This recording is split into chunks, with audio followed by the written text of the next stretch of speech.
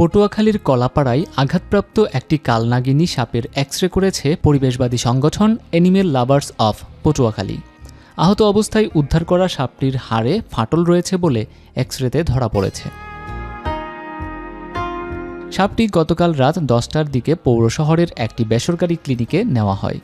এক্স-রের মাধ্যমে দেখা যায় সাপটির মাঝ বরাবর হাড়ে ফাটল ধরেছে। এর আগে সকালে আমতলীর পূজাখোলা এলাকায় গ্রামবাসীর লাঠিপেটার হাত থেকে সাপটিকে উদ্ধার করে সংগঠনের সদস্যরা। 3 ফুট দৈর্ঘ্যের প্রাপ্তবয়স্ক ডোরাকাটা এই সাপটি লাল, সবুজ ও কালো রঙের।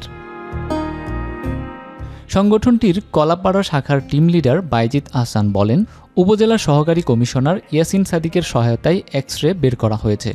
উন্নত চিকিৎসার জন্য সাপটিকে ঢাকায় পাঠানো হবে। বন্যপ্রাণী সংরক্ষণের এমন উদ্যোগকে সাধুবাদ জানিয়েছেন পরিবেশ সচেতন ব্যক্তিরা।